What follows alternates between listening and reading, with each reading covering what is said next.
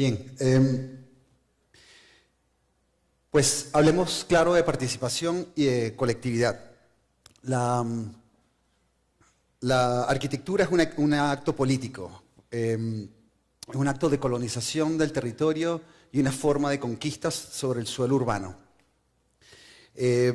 Una de las cosas que nos hemos cuestionado en los últimos años es hasta qué punto es necesario construir. O construir desde la perspectiva desarrollista o del modelo desarrollista y de qué modo podemos construir sin edificar o sin masificar. Y habría que preguntarse que es mucho más interesante construir relaciones humanas que construir edificaciones. Y eso un poco se trata esta conferencia. Al hablar de perímetro de sucesos, creo que esto se desordenó, no sé si puedo parar porque no arrancó bien, pero bueno, lo haré así.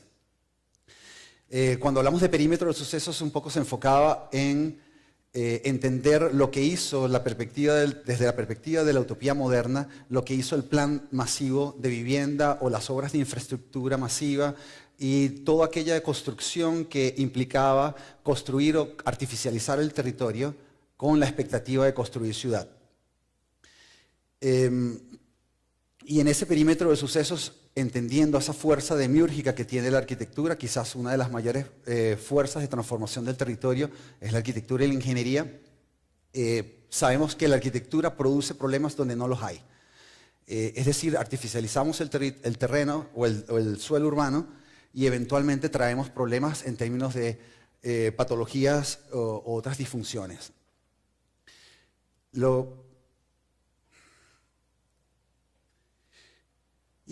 Este es Marcos Pérez Jiménez, uno de los dictadores más férreos de Latinoamérica. En los años 50 tiene una dictadura muy voraz y construye la mayor parte de las infraestructuras de servicio de Caracas y del resto del país.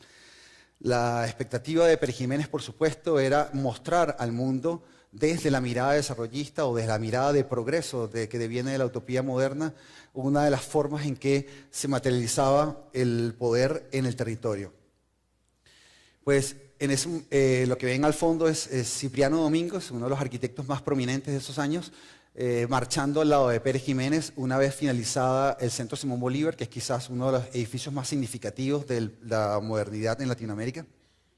Y nadie cuestionaba si Cipriano Domínguez estaba a favor o en contra de la dictadura, pues porque había un propósito que iba más allá de esa condición ideológica o política. O es decir, había la posibilidad de construir política de territorio a partir de nuestras acciones y no a partir del hecho partidista, ¿no?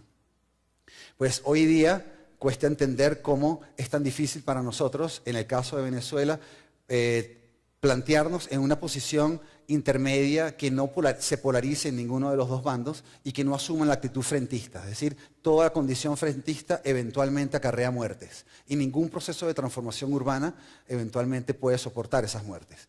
Este es el plan inicial de las vías de transporte que ven, o las vías de alto tránsito que se plantean en los años 50. La Goodyear entra a Venezuela y empieza a patrocinar un poco la construcción de estas vías y básicamente se traza el territorio con la expectativa, por supuesto, del progreso o de la idea de la utopía moderna, como les comentaba. Todos sabemos que una autopista tiene la posibilidad de conectar dos puntos, pero al mismo tiempo de segmentar el territorio. Así que esta mirada a entender el mundo desarrollista como la única posibilidad de confrontar los problemas urbanos es algo que quiero poner en cuestionamiento constante en esta ponencia. Pérez Jiménez también lleva a cabo uno de los planes masivos de vivienda más importantes, que además son diseñados por Carlos Raúl Villanueva, también un arquitecto muy importante latinoamericano. Y como ven, más allá de la construcción de estas infraestructuras físicas, el barrio o la favela empieza a superar o conquistar el territorio de una manera mucho más eficiente. Es un golpe fuerte al academicismo y a la imposibilidad que tenía toda institución de Estado y cualquier posición ideológica académica o cualquier posición que planteó la modernidad en poder solventar los problemas de esta sociedad creciente, ¿no? Aún es más importante entonces pensar que ese boom después de los 50 volvió a aparecer en los 70 y todavía se apostaba al crecimiento en densidad, a la construcción de grandes edificaciones basadas en ese modelo desarrollista que eventualmente siguen segmentando el territorio y produciendo estas patologías urbanas. Estos territorios de la favela nos interesan no porque sean una moda o porque hoy en día esté bien visto trabajar en temas sociales, sino porque es una oportunidad para operar en situaciones indeterminadas, situaciones que no están normadas, que no tienen número, no tienen normativa urbana, y es posible operar en ellas desde una manera mucho más flexible o orgánica. Es decir, es el espacio para propiciar las transformaciones relevantes y entender que de algún modo estas transformaciones eventualmente tienen que darse a partir de unos procesos asamblearios o unos procesos en los que las comunidades logran priorizar sus demandas y establecer una forma de acción sobre el territorio. Es además una oportunidad porque son todos terrenos que son accidentados, pero es donde es posible crear una norma. Es decir, que es mucho más interesante promover o diseñar normativas o legislaciones urbanas que diseñar edificios. Y en estos espacios que no han sido normados existe la oportunidad y está todo por hacerse, ¿no? Finalmente, Pérez Jiménez sufre un golpe fuerte, es derrocado y comienzan los 30 años de democracia, quizás una de las democracias más largas de Latinoamérica. Mientras muchos países del sur estaban en dictadura, Venezuela estaba en democracia y había que preguntarse qué tipo de democracia era esta, que producía inequidad, que producía segmentación social y que había llevado a unos índices de pobreza extrema, ¿no? Pues finalmente, después de esto llega unos modelos neoliberales que son introducidos por Carlos Andrés Pérez, se privatizan todas las industrias de los servicios y las industrias, y eventualmente Carlos Andrés Pérez también vuelve a sufrir otro golpe, otra protesta popular. Es decir, constantemente las comunidades o la sociedad civil es capaz de poner o sacar el personaje que lidera un país. Pero más interesante aún es entender qué pasa después de esto, es decir, cómo cambiar de una democracia que se ha presentado o sea, se ha entendido desde la representación, es decir, votar por una persona que represente nuestros intereses, a una democracia que es participativa y que implica que cada uno de nosotros propicie un proceso que individualmente es capaz de conectarse a la colectividad y producir esas transformaciones. Desde nosotros mismos somos capaces de producir transformaciones relevantes en la sociedad, más allá de pensar que algún político va a venir a hacerlo por nosotros. Y eso es hablar del poder social, del poder popular. Es decir, entender que nuestras sociedades tienen la capacidad de organizarse y eventualmente priorizar cuáles son las acciones que demandan sobre el territorio y emprender un proceso de gestión colectiva que permita simplemente articular a muchas de las agentes que operan en las transformaciones de estos territorios, como por supuesto las instituciones de Estado, las instituciones no gubernamentales, la comunidad, los técnicos, los cultores, y improvisar un proceso que se basa mucho más en unas lógicas de intercambio que en la jerarquía del Estado. Pues esto es constantemente lo que vemos, son dos posiciones que están constantemente haciendo uso de la calle como un espacio, en vez de ser un espacio de concertación, un espacio de conciliación o de transferencia de saberes o de transferencia de conocimientos, un espacio para la disputa.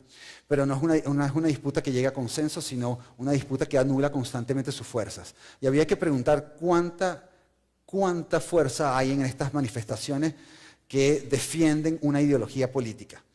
¿Cuánto se puede hacer con más de 3 millones de personas marchando por las calles? ¿Es posible generar estas mismas fuerzas para producir procesos de transformación en otro sentido? ¿O eventualmente la única forma de conglomerar a la gente es a partir de una ideología política o partidista, ¿no?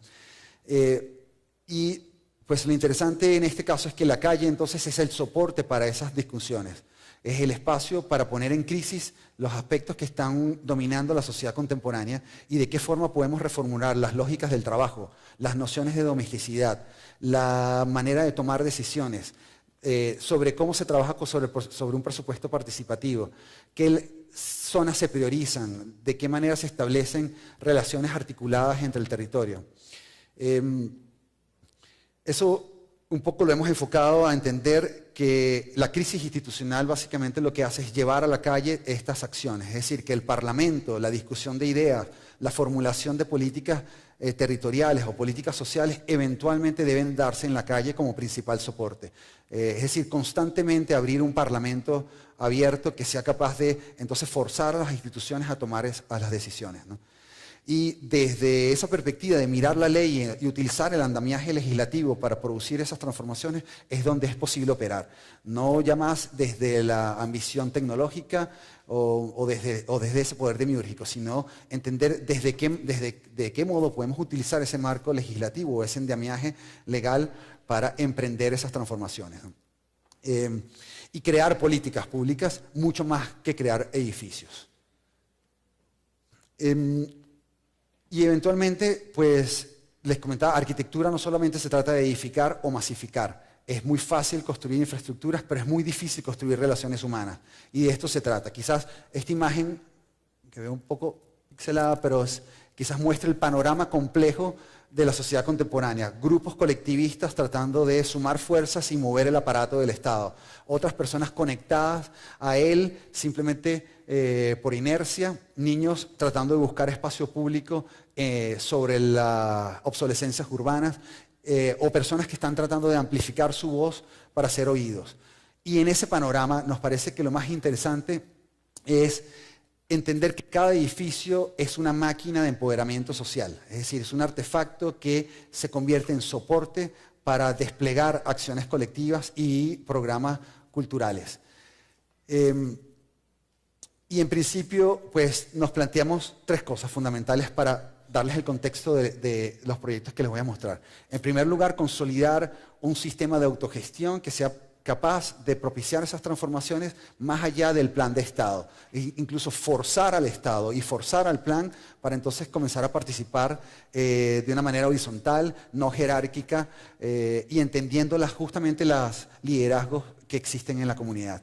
En segundo lugar, promover estas políticas públicas desde la participación ciudadana, no desde las asambleas o desde las instituciones de Estado.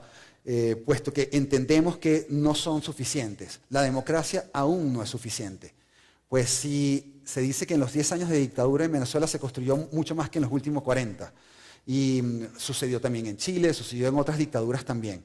¿Por qué entonces un proceso dictatorial es capaz de generar tanta infraestructura y los procesos democráticos son capaces de complicar tanto las cosas?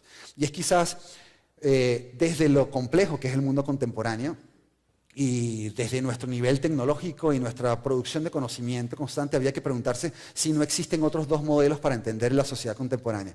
Si constantemente se habla de izquierda o derecha, demócratas o republicanos, etc. Siempre es la misma discusión frentista, polarizada, y quizás habría que entender ese espacio de intermediación donde es posible recrear las cosas y propiciar entonces la construcción de nuevos conceptos y nuevas ideologías. Y por último, tratar de operar sobre el desastre y trabajar sobre la zona de conflicto. Latinoamérica ha estado en crisis desde hace 500 años, quizás desde la conquista. Y la crisis global no es nada nuevo para nosotros.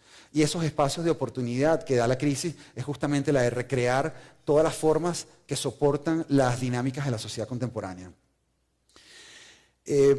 Y para esto es interesante volver al tema de la ciudadanía, no como ciudadanistas, pues, sino como arquitectos somos capaces de sumarnos a luchas urbanas como ciudadanos comunes y no como expertos, porque la visión del experto pues, ha sido muy desgastada después de los metodologistas de los años 70, sociólogos, antropólogos, arquitectos, que entraron en comunidades como expertos y pues todos saben que cada vez que llegamos a una comunidad los arquitectos somos los únicos que no sabemos cómo se hacen las cosas, ¿no? El maestro de obra sabe cómo pegar la cerámica, sabe cómo construir, y generalmente el arquitecto está callado porque nada más conoce de conceptos estéticos, ¿no?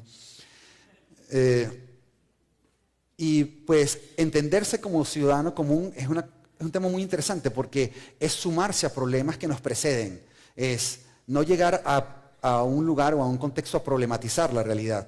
Porque sabemos también que los arquitectos crean problemas donde no los hay, ¿no? Donde las ciudades están equilibradas, ¿no? Y entonces es bonito extender esta ciudadanía de una manera mucho más profunda, pues no Pues el ciudadano común no es el ciudadano que tiene el pasaporte o el cartón de identidad, sino el que es capaz de sumar sus expertices, sus saberes técnicos a otras luchas que nos preceden, como les había dicho, ¿no? Si uno mira este gráfico se da cuenta de las fuerzas que dominan el territorio, la producción industrial, el mercado inmobiliario, las infraestructuras viales, o los sistemas de comunicaciones, pero por otro lado la estructura típica del modelo financiero jerárquico de producción de capital, el sistema jerárquico de distribución de poder sobre el territorio y las obsolescencias urbanas, es decir, todo lo que caduca o tiene fecha de vencimiento, ¿no? Este paisaje quizás sea un paisaje bastante similar a cualquier ciudad latinoamericana, la presencia de la favela o el barrio, las infraestructuras viales, las zonas verdes y las intersticialidades o indeterminaciones, ¿no? Pues cuando comenzamos esto hace más de 10 años, eventualmente con los viajes que hemos ido realizando para presentar estos proyectos nos hemos dado cuenta que existe una red interesante en el mundo que está trabajando sobre eso. Pues hoy día tenemos bienales sociales, pero casi no las había, no había espacio en la publicación para hablar de lo social. Lo social debería estar implícito en la arquitectura, pues es complejo o es paradójico hablar de arquitectura social o arquitectura sustentable, cuando cada una de las cosas que hacemos tiene implícito o es inmanente a nuestra práctica lo social. Cada edificio, por supuesto, debe manejar y gestionar bien los recursos. Es algo que está inmanente a nuestra práctica y no debería tener ni apellido, ni posgrados extras, ni ninguna otro apellido, ¿no? Y pues es muy interesante cómo hemos ido armando estas redes, pues que apuestan un poco como a hablar de este tema de participación, porque cada vez que se habla de participación o de comunidad pareciera como una suerte como de comodín o asma bajo la manga que respalda o valida cualquier acción. Casi nadie participa en las comunidades porque las personas tienen que ir a trabajar y después llegar a sus casas a ser vecino o a ser comunidad. Es decir, tener el mundo formal del trabajo asalariado y después tratar de sumarse a una lucha comunitaria como un vecino o un ciudadano común. Y en este caso quiero mostrarles proyectos que todos ellos han sido gestionados o son de bottom-up o de iniciativa propia de autodeterminación. Eventualmente se han conectado a los planes de Estado o han adquirido recursos o financiamiento o apoyo institucional, pero son independientes, son autónomos, son autogestionados. No hay ningún personaje con algún logo de una municipalidad o alguna alcaldía. Digamos, es un edificio que está promovido, impulsado y construido por las propias comunidades. Pero lo más interesante, y tiene que ver con esto que les comentaba de la ciudad formal y la mal llamada ciudad informal, es entender esos espacios de oportunidad para operar que no se basan en la lógica del lote o la parcela, es decir, la repetición parcelaria como la única forma de construir ciudad, o el lote vacío o la oportunidad del mercado inmobiliario para gestionar una parcela. Pues ninguno de estos proyectos son encargados, todos nos hemos sumado a ellos, no tienen cliente, nunca tenemos cliente, pues Vallejo y Mike ayer lo decían muy bien, pues nadie toca la puerta para ofrecer trabajo, y es una paradoja porque las ciudades latinoamericanas están llenas de problemas y sin embargo muchos estudiantes, muchos arquitectos se van de Venezuela porque no hay oportunidades de trabajar. Estos 3 tejidos que les comento, que les muestro, son oportunidades que deja o accidentes que deja el paradigma moderno en las ciudades latinoamericanas y es quizás son los espacios más importantes de trabajar porque no hay norma, no hay normativa y es posible entonces repensar la ciudad a partir de estas oportunidades. Algunos de ellos son espacios intersticiales o no normados al interior de infraestructuras deportivas de gran escala o sistemas viales, favelas o crecimientos informales que crecen al interior del grid o el damero del tejido urbano formal o el tejido orgánico de la favela o del barrio que crece con una lógica muy acoplada a las líneas de nivel o a las curvas de nivel. Y como primer concepto quisiera mostrarles el tema o reflexionar respecto a la producción en masas y algo que hemos querido invertir de una manera muy satírica de hablar de la producción para masas. No pensar más en la producción de la sociedad de consumo basada en objetos en serie, sino producir objetos que eventualmente puedan desencadenar transformaciones en términos culturales o de empoderamiento social a partir de un edificio, pero un edificio que es un soporte que se invisibiliza y empieza a ser simplemente un suelo operativo para desplegar esas acciones culturales, ¿no? El primer caso que les voy a mostrar es el caso de la nave multiprogramas. Es un proyecto que comenzamos hace 7 años atrás, pero es una historia que nos precede, como les decía, es una historia, una lucha urbana, una crónica de ciudadanía que comienza 35 años atrás, cuando el plan masivo de gobierno construye estas torres que ven al fondo como solución habitacional. En el momento en que la arquitectura construye estas torres, inmediatamente segmenta el territorio y produce una segregación social. Las personas que se mudan a las torres son clase media, pero están en territorios que son colindantes. Pues empieza a ver la arquitectura, más que producir una solución, lo que trae es un problema, ¿no? Es un proceso que es un proyecto autoiniciado, pero que eventualmente logra conseguir financiamiento del Estado a partir de este marco legislativo que les estaba explicando, que prioriza actualmente, a partir de un proceso constituyente que ocurrió en Venezuela en el principio de este siglo, y que se formula las nuevas lógicas de agrupación comunitaria. Pues trascendiendo un poco al modelo de la asociación de vecinos, que es lo que comúnmente conocemos desde los años 70, 80, ¿no? Se habla de una célula geopolítica que es nombrada como Consejo Comunal.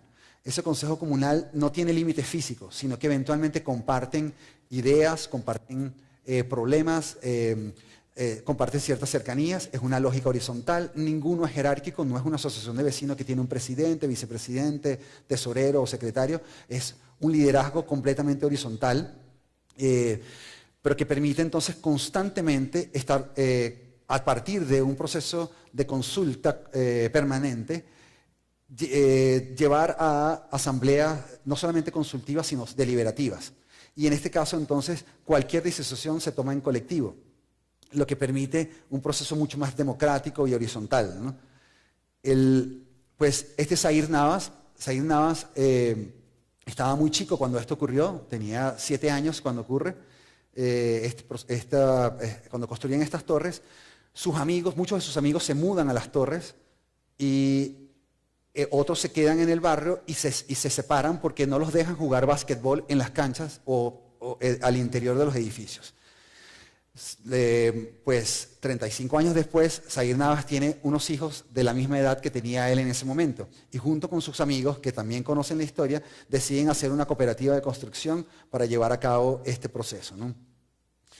Pero nos damos cuenta que era un proceso que también precedía a Zair. Cuando la señora Soraya, que pues, es fundadora del barrio, nos muestra, estos son los hijos de Zair, está un poquito desordenado esto, pero bueno, ahí está, en esta cartografía social, que es algo que hacemos permanentemente en los proyectos, entender la sangre, la efervescencia social que existe o preexiste en estos lugares, pues las favelas o los barrios latinoamericanos no son lo mismo que hace 50 o 60 años. Ahora, pues en muchos de nuestros países la educación es libre, por lo tanto, estas nuevas generaciones son profesionales técnicos, digamos, podemos encontrar desde ingenieros, abogados, técnicos, hasta maestros locales, herreros, carpinteros, cultores, músicos, teatro, danza, digamos, está toda la efervescencia necesaria para producir esa transformación. Y no es crear un edificio, un gran centro cultural que siempre va a estar deshabitado o que tiene 5.000 salones abandonados, sino es crear infraestructuras muy puntuales que eventualmente, con una periodicidad intensa y programada, puedan darle soporte a todas esas efervescencias cultural que conseguimos en estos lugares, ¿no? A ver si llego al baúl de los recuerdos de la señora Soraya, que es una caja de zapatos, pero que cuando nos empieza a mostrar, nos damos cuenta que Zair muestra una foto de Zair Navas casi de 10 años con un pico y una pala haciendo la primera losa para una pequeña cancha de básquet en ese mismo terreno. Y es ahí donde nos entendemos como arquitectos, ¿no? No llegar a un lugar a problematizar, sino saber que es una lucha que nos precede y que es mucho más importante incluso que la arquitectura, o que la arquitectura es finalmente un soporte. Pues además nos muestran estas fotos, que son fotos muy interesantes porque había un proceso asambleario en ese lugar que gana una batalla al cartel en los años 80 y logran liberar este terreno haciendo verbenas, parrilladas, etc. Pero pues no sabemos qué pasó con ese dinero, pero una constante lucha por tratar de llevar a cabo este polideportivo o casa cultural, ¿no? Y pues una de las primeras acciones cuando nos sumamos a esta lucha de ciudadanía, a partir de un encuentro muy fugaz, mucha gente nos pregunta cómo hacemos para conseguir estos trabajos. Y es muy bonito contestar en vincularse a un proyecto es como conocer a un amigo o como conocer a una persona, ¿no? Los problemas están en la calle. Muchas veces uno pregunta a un taxista o a alguien que se sienta al lado de nosotros en un autobús, temas, y ahí hay seguro temas de ciudadanía o de luchas urbanas. Alguna industria que construyeron cerca del lugar, alguna autopista que segmentó el territorio, una infraestructura abandonada como un elefante blanco, digamos, todos los problemas que trajo el paradigma moderno. Pues comenzamos a hacer pequeñas intervenciones. Esta es la hija de Soraya que se ríe mucho porque yo no logro reconocerla en esa foto. Todavía no la reconozco. Y la señora Soraya mostrándonos constantemente la innovación y la creatividad del señor Miguel, que es su esposo. Una de las cosas que nos muestra primero, y esto pues, comenzando a introducir esta lógica de inteligencias locales, toda la sabiduría del lugar, todo está ahí. Ellos tienen una quincalla abajo y cuando le abrían las botellas le dejaban las chapitas en el suelo y él crea un imán para que todas las chapitas se queden pegadas al imán, ¿no? El señor Miguel se ríe porque después quiere que consigamos el timbre, el cable del timbre y toda su innovación. Tiene una casa que se construye a partir de una grúa, casi como esas operaciones de Cedric Price, pues hace ya más de medio siglo, pues una casa que se construye sobre sí misma. Y pues, toda la inteligencia del barrio está ahí. Pues una de las cosas que nos preguntábamos era cómo construir en una pequeña parcela de no más de 8 metros una nave multiprogramas. Y fíjense que cada uno de los descansos de la escalera te dejan un programa socioproductivo. Es decir, no es un edificio con una sola puerta, sino es un edificio que utiliza esa inteligencia del lugar. Perdón. Sabe que yo me pasó el dato de esto, igual se me pasa. Pero fíjense la escalera que tiene toda esta cantidad de puestos, de protocolos de accesibilidad a las casas. La escalera es un elemento que logra gestionar los recursos, el agua de lluvia, el agua servida. Además se convierte en el primer espacio público, en el primer espacio de confrontación, de transferencia de ideas y saberes. Y justamente nos da las pistas para empezar a desarrollar esto. Un edificio que en cada descanso de la escalera activa un programa socioproductivo. El primero de ellos es una panadería, un primer cafetín. El segundo, una sala de usos múltiples que han comenzado a utilizar colectivos de danza, teatro, música, yoga, capoeira, telas, etcétera, cine. Y el tercero es un infocentro, una plataforma de infocentro, y el cuarto una plataforma de usos múltiples, ¿no? Y pues la idea es, en estos pequeños gaps o intersticios o lugares indeterminados que el barrio deviene, pues comenzar a insertar un programa de infraestructuras públicas de servicio en estos pequeños espacios de intermediación. Pues la cooperativa de construcción, que es un tema muy interesante, cuando se crea, nos damos cuenta que la forma de llevar la obra también tiene que ser distinta. Una obra social constantemente se confronta con la idea de un contratista o de una empresa contratista que quiere pues, hacer todo su dinero ahí, que establece un distanciamiento con las efervescencias y las inteligencias locales, pues que además tienen un interés extremadamente capitalista y entendemos cada obra como un aula abierta. Es un proceso de aprendizaje. Cada construcción es un aula de formación. Pues con la cooperativa fue muy interesante porque pudimos acceder a créditos para comprar un camión. Y este camión comenzó a generar economías o microeconomías al interior de la obra. Como saben, la bota de escombra es una de las partidas más fuertes de cada construcción. La primera bota y limpieza del terreno se hizo desde el camión. Los transportes de materiales se hacían con este camión. Y inmediatamente cuando comienza la obra empieza a entrar dinero en un fondo que además está regulado por este andamiaje legislativo en estas nuevas agrupaciones de consejos comunales que le permiten acceder a una cuenta, acceder a financiamiento, y entonces los movimientos sociales ya no más siguen siendo criminalizados, sino eventualmente son formalizados. Cuando lo primero que hicimos fue construir una reingeniería de suelos que lograba articular las deficiencias que tiene un barrio, por supuesto, en la casa de la señora María al fondo, en la casa de la señora Jenny a mano derecha, o la escalera, el muro de la escalera que también se estaba cayendo. Es una primera obra que promueve esa reingeniería de suelos, ¿no? Y que eventualmente prepara la obra para la inserción de un dispositivo mucho más eficiente en términos constructivos, producido en taller, etc. ¿Y esto por qué? Porque la obra no puede ser ya no más vista como una construcción progresiva de losas, En Venezuela, como saben, el índice de inflación el año antepasado fue de 31%, el año pasado fue de 52%, y este año ni siquiera se ha dicho, porque no se sabe, seguro. Y pues imagínense una obra que tiene que estar conciliando pues, la economía o el modelo financiero del país. Es imposible. Por eso es que tratamos de siempre, con estos maestros comunitarios, comenzar a construir piezas. Forzamos a la empresa constructora para contratar a más del 80% de la nómina. El alcalde municipal se suma a la lucha y empiezan a pasar estas cosas, ¿no? Me gusta mucho mostrar esta imagen porque una vez que recibimos la ayuda del gobierno local, después de haber ganado en una asamblea local de políticas públicas, que es lo que establece la nueva Constitución para acceder al presupuesto participativo de la nación, es decir, estos consejos comunales se agrupan en unas asambleas locales de políticas públicas y en esas asambleas se priorizan, se discuten y se vota por el proyecto que las comunidades quieren. Y después baja el fondo de la nación para esas comunidades. Como esa lógica todavía no está muy bien articulada, terminan llegando a la municipalidad y entonces empieza la burocracia y las malas praxis, ¿no? Eventualmente la obra se para cuando estamos en este lugar y la comunidad saca las canchas de ping-pong y empieza a convertir la obra, la infraestructura, en un polideportivo, ¿no? Y pueden ver las enferraduras a mano izquierda de ustedes como una muestra justamente de esa burocracia y esa incapacidad técnica de las instituciones. Pues ahí estaba yo a un lado tratando de pedirle el turno del chico, pero ni me quería mirar, por supuesto.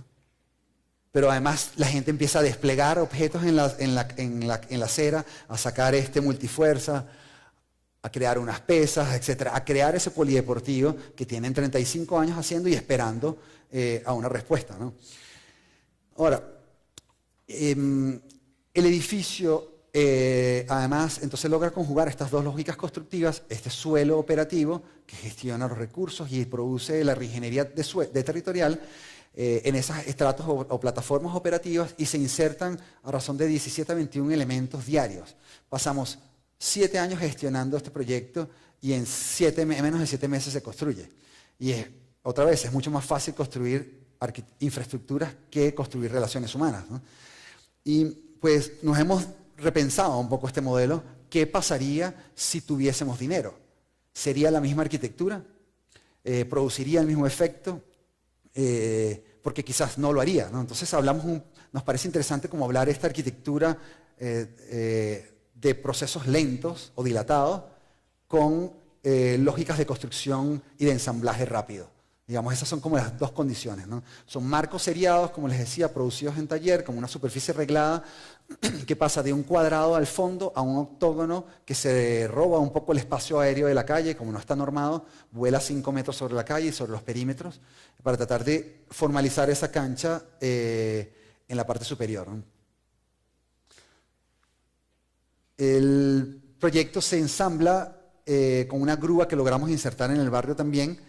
Y fíjense, una cosa como muy interesante porque, pues otra vez, cuando llegamos a la parte de cerramientos, nos volvemos a formalizar en esta asamblea y decidimos construir a partir de un proceso muy sencillo de láminas que españoles, italianos y portugueses trajeron a muchos países de Latinoamérica después de la guerra, en la Segunda Guerra Mundial, y que eventualmente han sido abandonados en muchos galpones por la producción de nuevas máquinas CNC o de prototipado rápido, ¿no?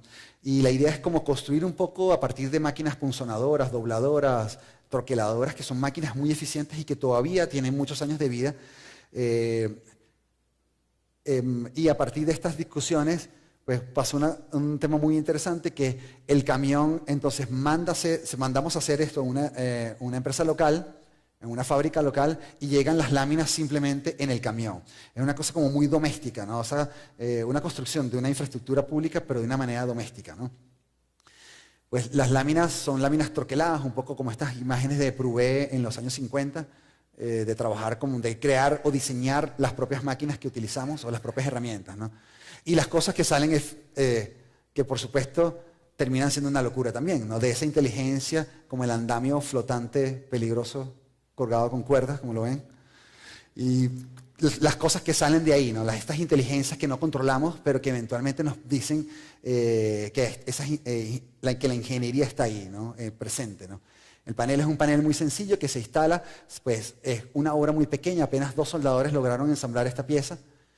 Y ahí está este proceso regenerativo que además es muy bonito. Hay más de 400 casas pintadas después del edificio. No controlamos lo que generó este edificio, que es un tema como casi ingenuo de parte de los arquitectos, tratar de anticipar qué es lo que una pieza va a hacer, ¿no? Pues estos mismos maestros comunitarios con los cuales hemos estado trabajando a partir de otro programa de financiamiento de Estado que dona techos, pintura y correas y perfiles, pues se lograron, los mismos maestros armaron cuadrillas para trabajar en las viviendas que estaban en riesgo, las pintaron y las acondicionaron. O sea que esas 400 casas se dieron ni siquiera con la programación de nosotros. Y hay una cosa que me gusta mucho contar, porque pasa a ser un pueblo casi pintoresco más que una favela. Y la favela está estigmatizada por el bloque rojo, el bloque de arcilla. Si uno va al Country Club de Caracas y ve un edificio en construcción del mercado inmobiliario, eventualmente es lo mismo.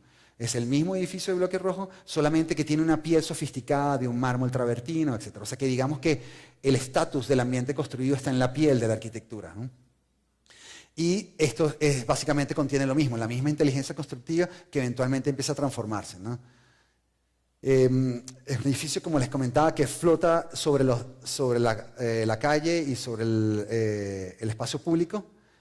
Tiene una cosa muy interesante, los chicos han comenzado a dejar de ir al colegio por ir a la cancha, pero entonces esto fuerza a tratar de tener programas formativos al interior del edificio, no solamente verlo como una infraestructura que se usa para juego, eventualmente programado, sino un edificio que es una institución en un cierto sentido, ¿no? Y toda la estética hermosa que está sucediendo, pues que la gente de los edificios ahora está bajando a la cancha a jugar. O sea que el edificio es capaz de otra vez diluir esas distancias. Si bien los edificios no permitían que la gente subiera a jugar básquet, ahora el barrio reformula con el poder popular y con sus propias iniciativas estos temas y logra generar este polideportivo y al mismo tiempo entonces la gente empieza a bajar y a tener contacto con el barrio. Esta foto me gusta mucho contarlo también, la toma Iván Van, que visita el proyecto. Y pues nos quedamos como un poco como en la duda, o poniendo en crisis justamente lo que hemos hecho, si en este espacio de esta hipersuperficie de pobreza, cuán ridículo es hacer un solo artefacto. Y cabría preguntarse, ¿por qué pasa eso, no? ¿Es porque el Estado no lo ha hecho? Porque el Estado ha hecho sus cosas, ¿no? ¿O es porque los arquitectos o nosotros mismos no nos hemos puesto de acuerdo en propiciar estas transformaciones? ¿O es porque estamos esperando que lleguen los encargos? Nunca llegan. Quizás la mayor parte de los que estamos en esta sala va a tener la oportunidad de construir un edificio formal, grande. Quizás el 3% de esta sala. Que pasa lo mismo con los estudiantes, ¿no? Graduamos Corbusiers, pero sabemos que casi ninguno va a tener la oportunidad de construir. O por lo menos no desde la mirada de la manera como construimos en la escuela, ¿no? Y hay otros espacios de oportunidad que es importante comenzar a insertarlos en la escuela. No seguir simulando, es como siempre estamos simulando nuestras prácticas, como un médico que opera con un cadáver de goma, ¿no? Con un muñeco de goma. Hacemos maquetas en cartón o en madera que no son materiales reales. Nunca producimos prototipos funcionales o de uso. Difícilmente tenemos ejercicios de diseño ligados a procesos constructivos. En algunas escuelas los hacen, muy difícilmente. Pero además, y lo más importante es que constantemente se está simulando. No hay ejercicios académicos ligados a comunidades o ligados a una institución, cuando justamente ese debería ser el rol de la academia, ¿no?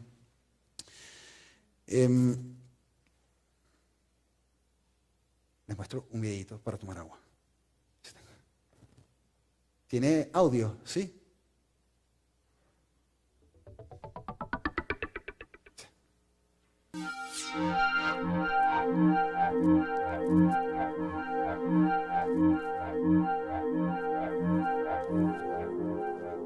Gracias, mi amor.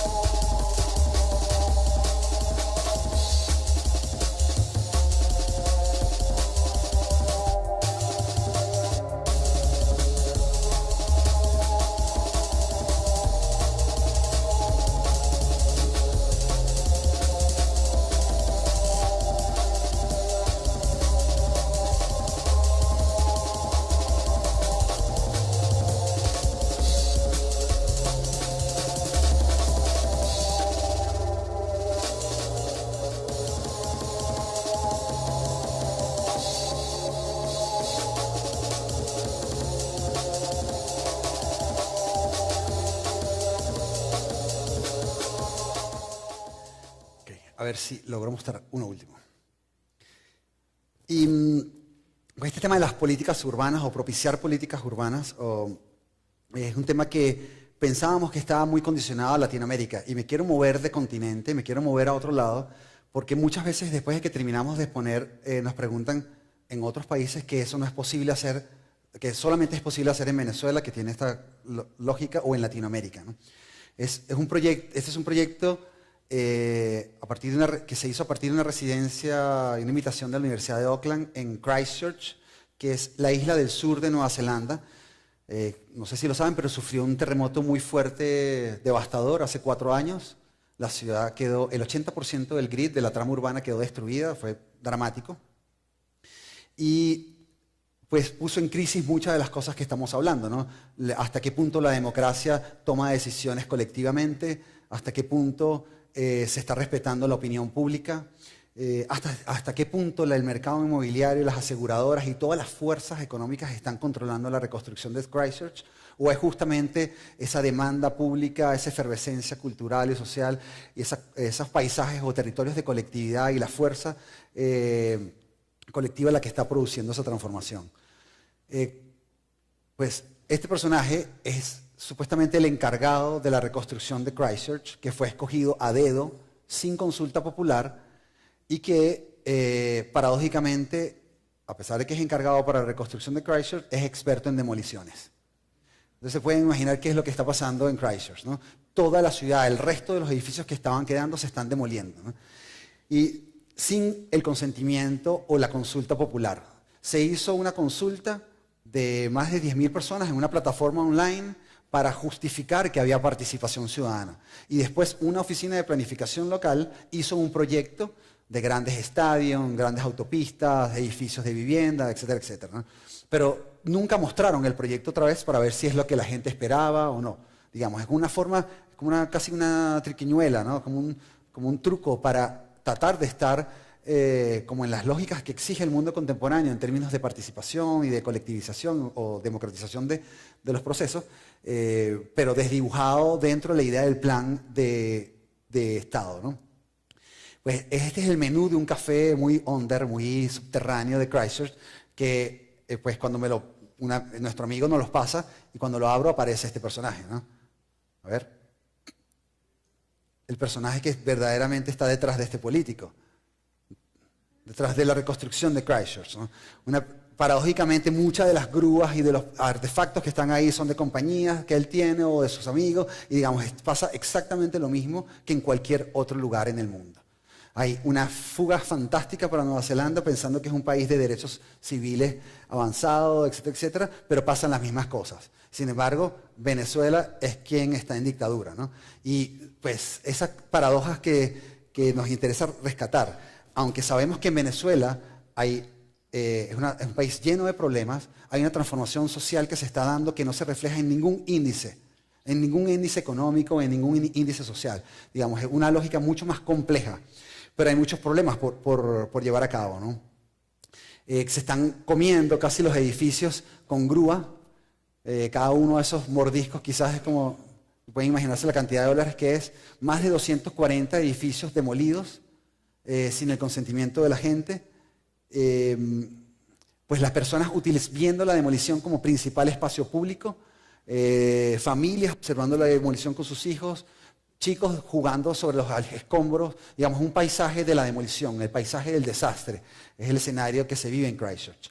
Lo que hicimos fue otra vez apostar a esta cartografía social, registrar todas las personas que estaban llevando a cabo procesos de transformación desde todas las perspectivas y todos los campos disciplinares. Desde las instituciones del Estado, desde las academias, desde los grupos de investigación, desde los grupos teatrales, desde la colectividad, etc. Y de alguna manera, entonces, en un segundo gráfico, en una segunda apuesta, comenzamos a linkear, a establecer nexos entre personas que eventualmente estaban trabajando con huertas urbanas y había un profesor del Politécnico que estaba trabajando con sistemas de riego. Esos cruces eran los que eran interesantes, establecer cruces simplemente para poder trabajar en colectivo, ¿no? Hicimos este plan, que más que un planeamiento urbano, es una secuencia de acciones programadas que eventualmente producen un edificio. pero no es un edificio que eventualmente apuesta por la programación cultural. Es decir, son dispositivos que eventualmente van consiguiendo la conquista y la toma de la calle de una manera más sutil y una manera más participativa, ¿no? El primero de los proyectos que hicimos fue un proyecto, no teníamos nada de presupuesto, por supuesto, siempre nos pasa lo mismo, y tratamos de trabajar con objetos recogidos de la calle, de todo el paisaje de la demolición. Nos planteábamos hacer una plataforma móvil, un parlamento móvil, que era un espacio público instantáneo que fungía como plataforma o parlamento móvil, utilizando los conos que conseguíamos, las defensas, etc. Pedimos un camión, una plataforma prestada, y uno de los casos que queríamos ir a ver es el caso de las piscinas de Christchurch, que es donde todo el mundo aprende a nadar. Enfrente tienen un estacionamiento y pues pensamos junto con Gap Feller Group, que es un grupo muy activista, muy interesante, que ha logrado renovar un poco la ciudad a partir de procesos de participación y de protocolos de colectividad muy interesantes. Pues estábamos ahí recogiendo objetos de la calle, por supuesto nadie nos decía nada en una ciudad que sufre un terremoto. Pagamos los 3 puestos de estacionamiento para poder poner la plataforma vertical durante 4 horas o 3 horas, ¿no? Entonces era un espacio público pagado, era casi como una ironía, una sátira de decir, bueno, estamos pagando nuestro espacio público, pues nadie nos puede sacar de ahí, ¿no? Hemos pagado el estacionamiento. Con los pasantes, que es María Chen y Yana de República Checa y de China, recogíamos objetos de la calle, nos disfrazábamos de fiscales de tránsito también, o cerrábamos calles. Y eventualmente estábamos ahí, hicimos un llamado a traer binoculares y estábamos observando la demolición como primer espacio público. Y eso tratando de hacer una crítica sobre lo que pasa pues en nuestros gobiernos sucede mucho, pues pasa mucho en Venezuela, que empieza a haber un control social muy fuerte, ¿no? Cámaras por todos lados, y es una oportunidad para entonces mirar al Estado y empezar a mirar al gobierno y a demandar otras lógicas de interrelación, ¿no? Uno de los otros proyectos que hicimos fue un poco gestionar y movilizar o canalizar las aceras que estaban interrumpidas y que eventualmente habían traído accidentes de tránsito. Y un segundo proyecto que fue muy interesante junto con Christchurch Group, que es un grupo de la Universidad de Auckland, de profesores de la Universidad de Auckland que fueron a Christchurch a participar. Generamos un festival que se llama Festival of Transitional Architecture, de arquitectura transicional, y que invita a más de 10 grupos de universidades de Australia y de Nueva Zelanda a participar en un acto de un programa de activación del suelo urbano de Christchurch por un día. Lo que nos propusimos fue crear unos frames, unos marcos que enmarcaran o que pusieran en crisis y visibilizaran las cosas que eran de demanda pública. Esas aceras que estaban obstaculizadas, las fachadas de patrimonio cultural abandonadas, los sótanos de estacionamiento llenos de agua, etc. En cada uno de esos lugares colocábamos un marco para poner en cuestionamiento qué era lo que estaba haciendo ahí. Llamamos a todos los espacios culturales a sacar sus cocinas a la calle, a cada uno de esos marcos. Y esto fue lo que nos planteamos, disponerlos en esta lógica. Si podíamos conquistar una calle o reprogramar una calle, eventualmente podíamos reprogramar la ciudad. Los sistemas de configuración de marcos que planteamos, que cada uno se ajustaba a esas condiciones, era un edificio en consulta constante, que eventualmente por internet podías votar y el edificio iba develando un poco cuál era el programa público que se quería para ese lugar, ¿no? Pues contamos con el apoyo de las empresas constructoras que por supuesto están trabajando en Christchurch y nos prestaron estos marcos. Inmediatamente se hizo un festival por un día de más de 30.000 personas en una zona de desastre, ¿no? Con intervenciones de estos 10 grupos de estudiantes de estos 2 países y pues tratando de generar una forma de repensar el espacio público, de repensar las plantas bajas de las ciudades y de propiciar una democratización del suelo urbano, ¿no? Pues lo interesante de este proceso, y voy a cerrar con esto, es entender que la necesidad de colectivizar nuestras prácticas de generar protocolos de discusión o de participación o de consulta, de confrontación y de votación son insuficientes en lo que plantea la democracia en el mundo contemporáneo. Es decir, que nuestro rol como arquitectos no solamente se frena o termina en la construcción de un edificio, porque la arquitectura comienza después de que el edificio está listo. Y es mucho más interesante para un arquitecto sobrellevar una situación que triunfar sobre ella y no tener esta actitud triunfalista del edificio que se posiciona sobre un lugar, sino entender las responsabilidades que tiene artificializar el entorno, ¿no? En segundo lugar, quisiera concluir con otro punto que me parece muy importante destacar, que es estas lógicas de ciudadanía que les comentaba. No vernos más como expertos, entender nuestras experticias y no descartarlas. La participación no es dejar que el otro haga nuestro trabajo, como se entiende mucho en la arquitectura participativa, es decir, cuando le damos a la comunidad para que haga nuestros planos o nuestra maqueta y en ese momento somos participativos. O cuando se habla de la comunidad como algo que está lejano a nosotros, todavía con una visión altruista, filantrópica, asistencialista o populista. Sino más bien vincularnos como ciudadanos antes que como expertos y por supuesto filtrar o transferir nuestro conocimiento, pero también desde las ciencias duras hasta el saber popular. Pues y en último lugar entender que la única forma de propiciar estas transformaciones es entender que cómo reformular las lógicas del trabajo contemporáneo en la sociedad contemporánea, no pensada desde la dimensión del fordismo, del trabajo duro, del esfuerzo, sino un trabajo que sea capaz de formular vectores de subjetividad, repensar las prácticas y entender una nueva forma de sobrellevar el mundo contemporáneo. Muchas gracias por la invitación, pura vida.